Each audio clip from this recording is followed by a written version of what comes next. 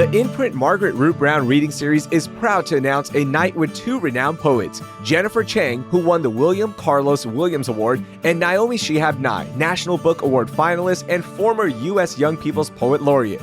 Hear them both live on March 3rd at the Alley Theater. Tickets are only $5 and free for students and seniors. There's also going to be a book sale thanks to Brazos Bookstore and a book signing where you can meet the authors. Visit imprint.org for more details. That's imprint.org.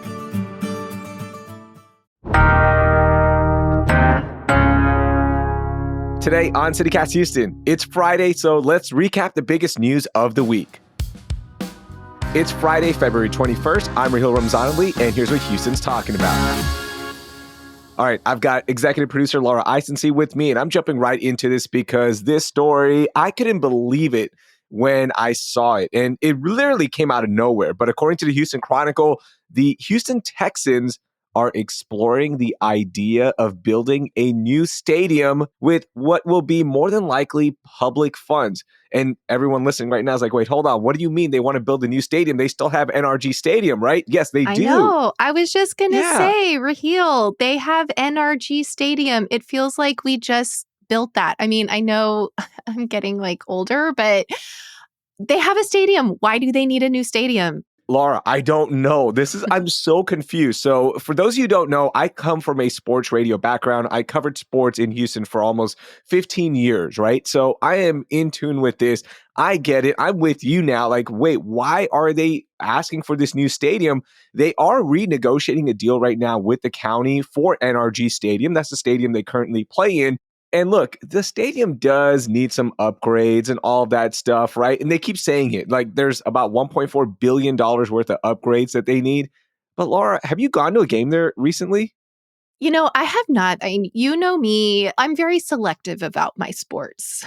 Let's just say it that way. I'm not a football person. I'm just going to say it, but I do go to NRG for other things like the rodeo. And we have seen reports earlier this year how NRG doesn't really measure up to other stadiums of its peers. The roof needs to be replaced. They have these old video screens that could potentially fail mid-game. But, I think it's one thing if they need a new stadium, and then it's a whole nother thing if they want to use public tax dollars to build it. Yeah. Which it will, by the way. They will. It always works out this way. They end up using public dollars. And if citizens vote for it and they want that, that's fine. But it gets to a point where it's like, why are we using public dollars when the Houston Texans, all right, let's talk about them first. They're worth about $6 billion, all right? And that number could be worth a lot more.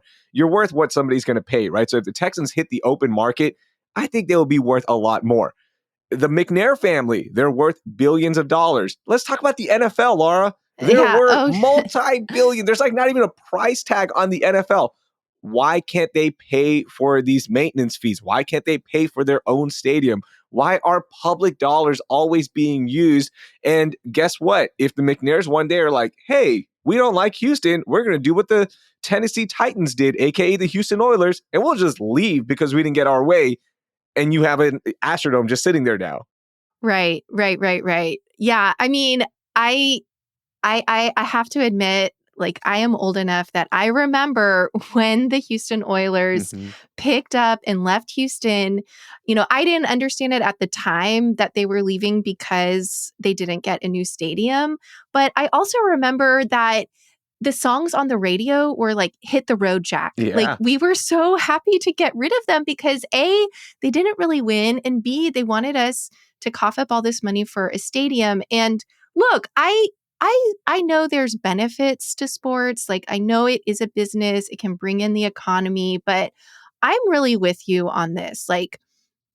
The whole deal between the NRG Stadium and the Houston Texans and the rodeo, I think all of those parties agree that the current situation isn't working because, the rodeo and the Texans, they lease it from the county. The county's supposed to maintain it. It hasn't really worked. It has a lot of deferred maintenance. But when it comes to the bottom line, there are things I am happy to pay public tax dollars for, like parks, flooding infrastructure, roadways, water plants. We're going to get to that, by the Oh, yeah. way.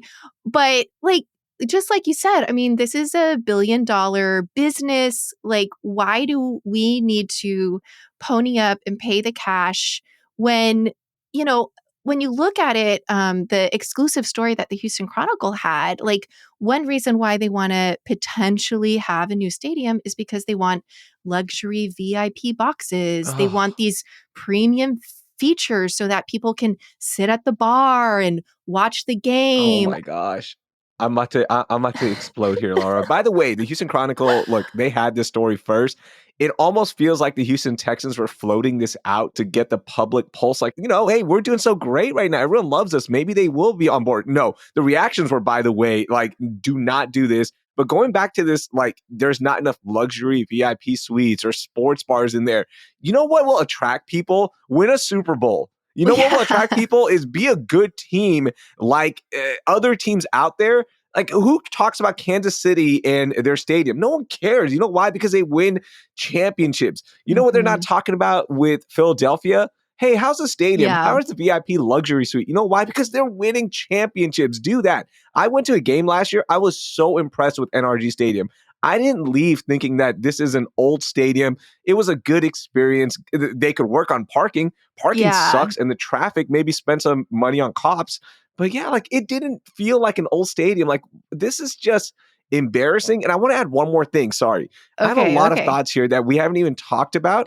I can tell you got a lot of thoughts, Raheel. I do, because this frustrates me. The Houston Texans have been getting away without paying basically for using NRG Stadium. They get a lot of tax rebates.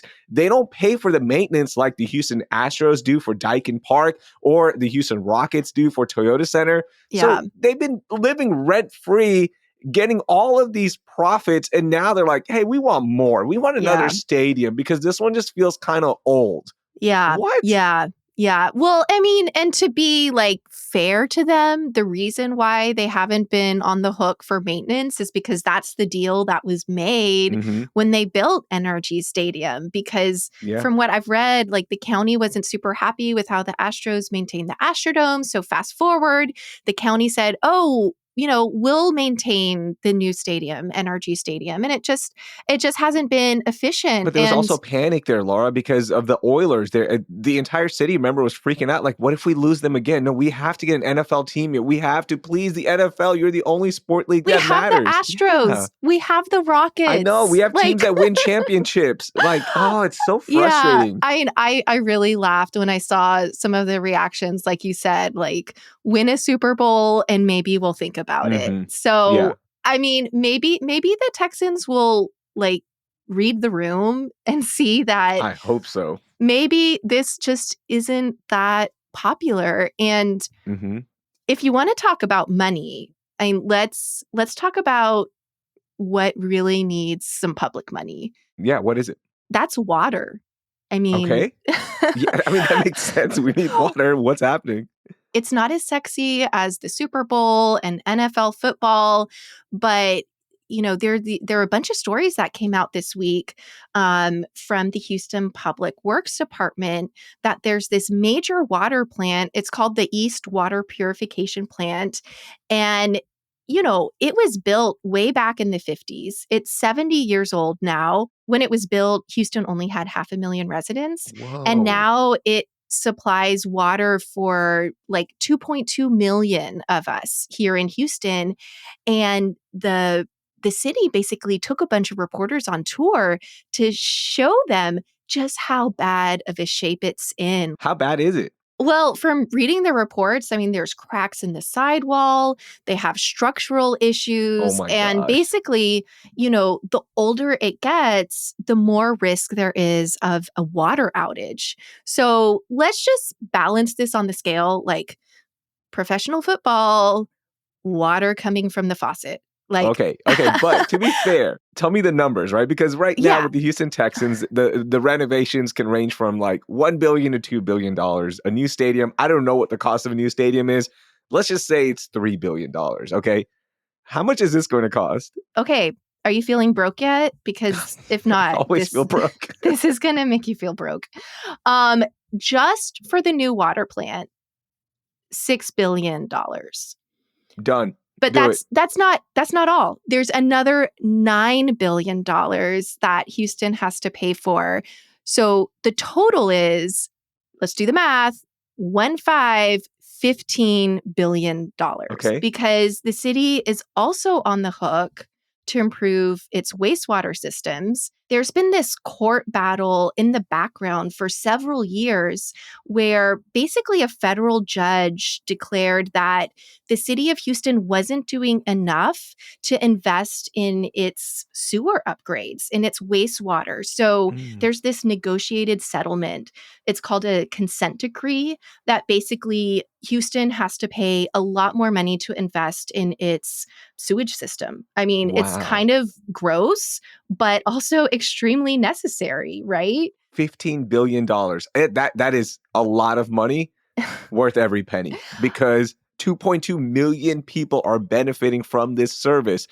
Now, is there money available from the state, from the national level, federal level? I mean, I don't know. I mean, they're cutting everything with Doge, so I don't know what, if there is money available or what, but like, can they get help with this? Yeah, I don't think Elon Musk's, non-department is looking to invest in public infrastructure, but the city is definitely trying to lobby. I mean, they're trying to, raise this public profile. I think that's why they took a bunch of reporters to really Mhm. show the warts and all of how this is really necessary. And they're lobbying at the state level. They're hoping to get some federal funds, but I'm going to be honest, like I don't have a lot of hope. Maybe there'll be something. Who knows? I mean, maybe Mayor Whitmire will use his connections in Austin and come up with a few billion to help us out. What if we tell Mayor Whitmire that firefighters and policemen work at the water plant? Maybe he'll do a new deal with them. They're like, hey, Maybe, look, it's maybe. public safety. He loves Yeah. that. Well, I mean, it is a public safety issue because basically what the public works officials are telling people is that if this system fails, I mean, it's not just affecting residents, Whoa. businesses, but it's affecting medical facilities. I mean, imagine a hospital with not functioning water, or you Hmm. can't process wastewater. I mean, that is a public health hazard. So, I think this really directs Houstonians. It's a really big bill to swallow. And also the timeline. Like, this isn't something that's easy just to like quickly build. Yeah. It can take 9 years to build one of these new plants. So What? there is a timeline we have to work on. So how bad is it? Like, can the current one run for another 9 years while this new one is being built? Or do they help with some renovations in the meantime? Because I'm not even thinking about like a complete outage of water, but little things, right? Like, what if service stops because chemicals aren't being put in correctly, or chemicals do get in that aren't supposed to be in there? Like, Yeah. this is scary, and it also goes to the fact that this city is getting old, and things are getting old, and there's gonna be a lot of renovations due for things like this. Also, with that heat dome that we had a couple of years Yeah. ago, we saw some water infrastructure being damaged, pipes underground because the roads were buckling, sidewalks were buckling because it was so hot. There's a lot of maintenance to be done when it comes to Yeah. water and other services too. One last thing, and then let's move on. But I just wish that a year ago or so, when Mayor Whitmire came into office, I just wish he had dealt with the water first Mhm. and then negotiate with the firefighters. Like, I guess when you compare like $15 billion for water, like what's another 1.5, 2 billion for firefighters? Like a billion here, a billion there. But It's like, just a could billion. we do the water first and then the firefighters Yeah. contract? Like, hindsight's 2020. Or at least attempt to do it, right? Like, try to get it done, right? You're not gonna get it done in your first year. This is a big ask. It is. Like, I know we're making it sound like it's just, oh, 15 billion, but it is a big ask. At least try, though. And I think there is that public perception of, oh, you got this done with the firefighters because you told them ahead of time, right? Like, hey, we're gonna get this done. If you vote for me, we're gonna get this done. And he got it Yeah. done. Kudos to Yeah. him. But maybe you should also said, hey, if you vote me in, we will also work on fixing infrastructure that desperately needs it. Yeah, Maybe that would have been a hook for people who live here. maybe. The problem is that the water plant doesn't vote.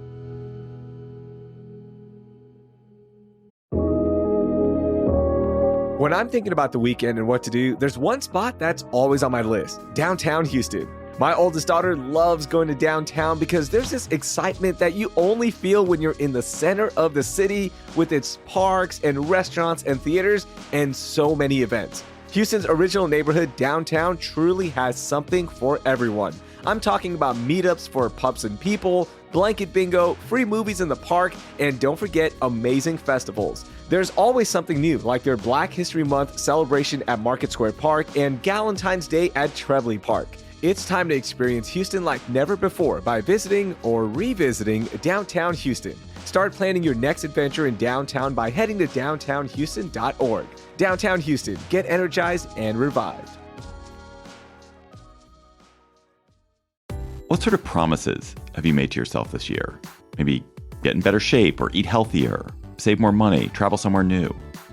What about discovering a new culture by learning a new language? With Babbel, you can do that in just a few weeks. I'm CityCast CEO David Plotz, and I'm having such a good time learning Spanish on Babbel this year. I'm taking a trip to Mexico City in the spring, and Babbel is giving me the Spanish foundation that's going to make my trip so much better. Babbel's quick 10-minute lessons, handcrafted by more than 200 language experts, get you to begin speaking your new language in 3 weeks, or at whatever pace you choose. And because conversing is the key to really understanding each other in a new language, Babbel is designed using practical, real-world conversations. And one way they do that is with their own podcasts. I'm a podcast listener. I'm guessing since you're listening to this podcast, you are too. And I have been getting ready for my Mexico City trip by listening to Babbel's conversational podcasts. There's a short conversation you listen to, then an instructor talks you through what happened, and then you listen again, and then you catch everything when you listen that second time. There's also a great read-along transcript, too, which I love. The one I did today was with Maria and Carmela trying to make dinner plans, but Carmela is so busy. She's way too busy with work and yoga, but finally they agreed on brunch on Saturday. Studies from Yale, Michigan State, and other universities continue to prove that Babbel works. One study found that using Babbel for 15 hours is equivalent to a full semester at college. So let's get more of you talking in a new language. Babbel is gifting CityCast listeners 60% off subscriptions at babbel.com/CityCast. Get up to 60% off at babbel.com/CityCast. Spelled BABBEL.com/CityCast. Babbel.com/CityCast. Rules and restrictions may apply. All right, Laura, I want to move on to some other stories, and I want to do a segment that we started called Texas Under Trump, and we have a lot of updates, and this is specifically here in our Houston area. So with all the federal cuts that are being made with Doge, thank you, Elon, thank you, President Trump, for all of your hard work on just eliminating money, but not realizing that these actual dollars are helping people in our city. Well, because of these federal cuts, the federal dollars that go to organizations that are helping refugees resettle here in the city of Houston, well, they no longer have money. And now these refugees who are here legally are now at the risk of being evicted. They don't have furniture. They don't have clothes for their kids. They don't have resources to find work. And they're just left in the dark. So Diane Nessenbaum of the Houston Landing wrote this amazing story about what families are going through, specifically Afghani families who moved here from Afghanistan as recently as December, and how they're left in the dark because places like the Greater Houston YMCA and other organizations who are helping these families, they don't have federal dollars now. Yeah. No, I read that story, and it's just so heartbreaking on so many levels. And you know, Houston, we are a hub for refugees. We are a global city, and there are a lot of longstanding organizations that have supported refugees who, like you said, are here legally. They've gone through extensive background checks and red tape to come here. They are fleeing, violence, humanitarian crises. And there's these longstanding organizations like the YMCA, Catholic Charities, that just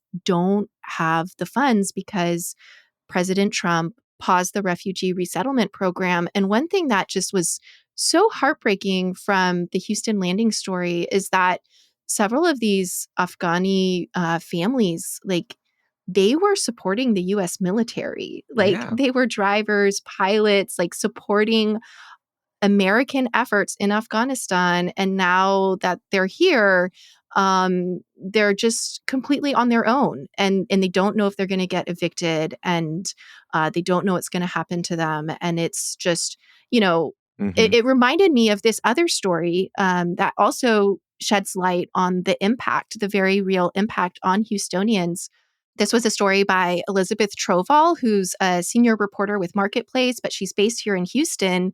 And she did this story about this driver's ed program. It's basically driver's ed for refugees at the YMCA. They Oh, started it wow. back like around 2021.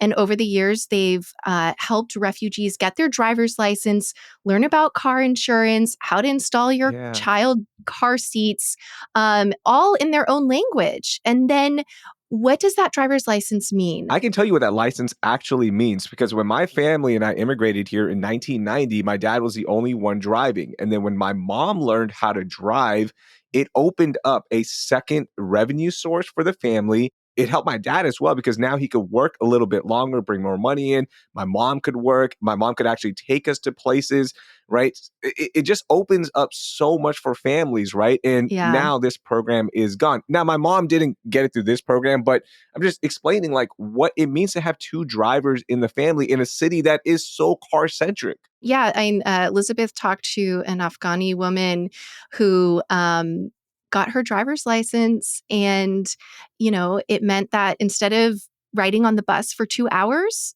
she could commute in her fun little red Toyota and play her favorite song, and just have 30 minutes. And Mm, so that program is suspended now.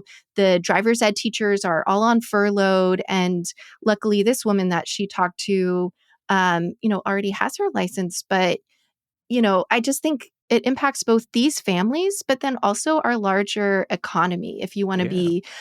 be, look at it from a larger lens, because these people, they want to work, they want to be involved in communities, they want to make their life here. And now, like, what, they have to sit inside their apartment? Yeah, it's so sad. It's so heartbreaking to see, right? And I think when we zoom out and we see President Trump and his biggest donor, Elon Musk, parade around saying, "Hey, we saved the country X amount of dollars," and then we see other people like rally around this, like, "Yeah, we did it. We saved money."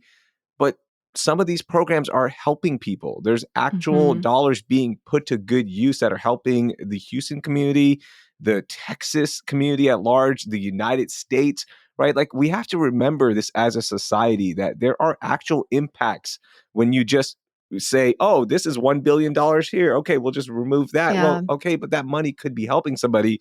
And I don't know if these things are related, but in that Houston Landing story where I was talking about the Afghani families who don't have resources, Diane Nessenbaum actually, highlighted that there's a lot of WhatsApp groups out there that are Yeah. helping these families out. And like, of course, Houston Strong, we're going to help each other out.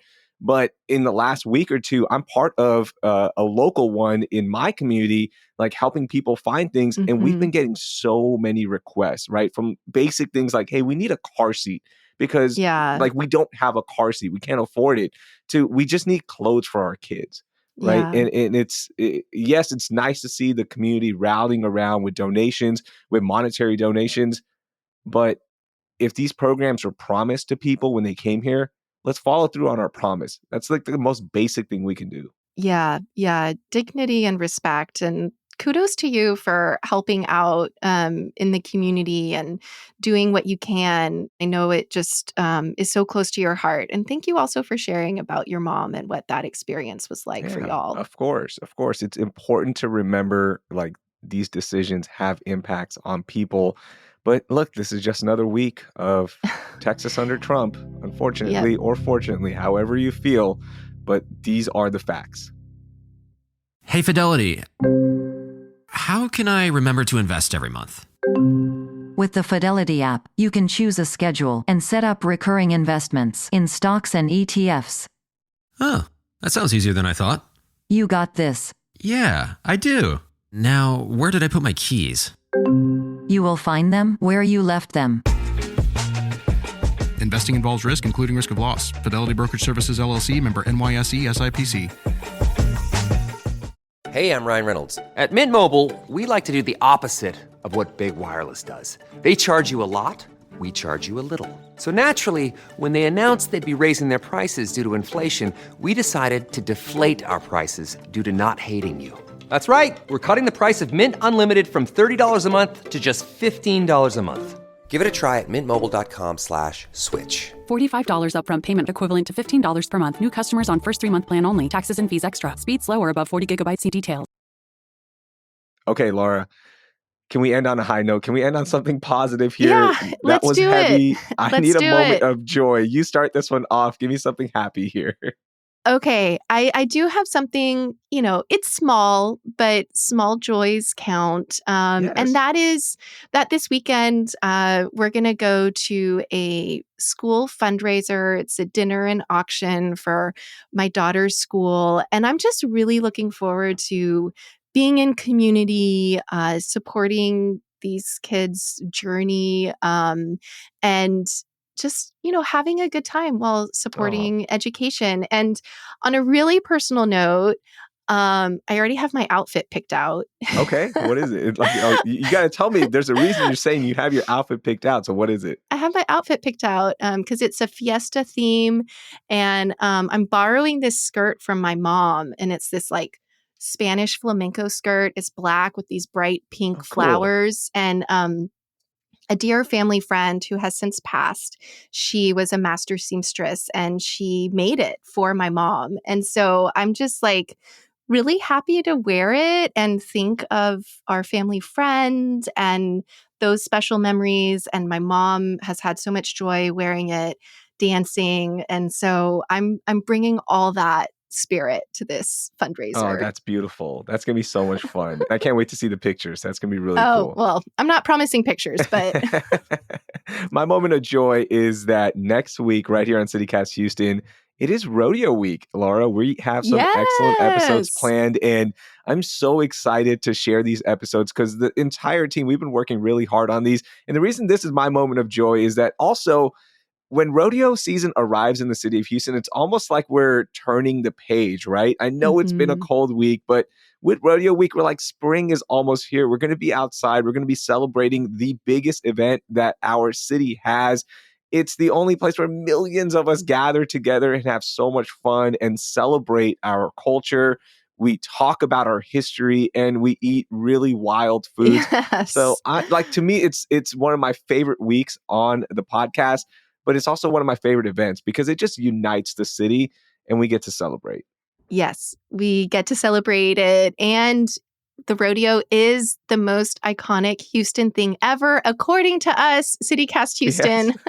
Little self-promotion from our friendly debate about that. But yes, stay tuned, y'all. We're going to have some great episodes that are going to make you smile and get excited for the rodeo. Yeah, we do. And it's going to be fun. So make sure you subscribe. Laura, thank you so much for joining me today to talk about some of these important stories. I know it was tough. I know it was hard, but it's important we talk about these things. And I really enjoyed the conversation. Yeah, anytime, Raheel. That was executive producer Laura Isensee. I've linked all the stories we discussed in our show notes. And as I mentioned, Rodeo Week on CityCast Houston and Hey Houston, our daily newsletter, starts on Mondays, so subscribe to both right now if you haven't already. Also, share this episode with 3 of your friends who have strong feelings about the Texans, and please drop us a rating and review wherever you're listening. Thanks. That will do it for this week here on CityCast Houston. Our producers this week were Elizabeth Kama, Patrick Emile, and of course, Carleon Jones. Our newsletter editor is Brooke Lewis. Our executive producer is Laura Isensee, and I'm your host, Raheel Ramzanali. Our music is by the band All the Kimonos. We'll be back on Monday with a look at Beyonce's Cowboy Carter album and the history of Black cowboys in Texas. Thank you for listening, and I hope you learned something new.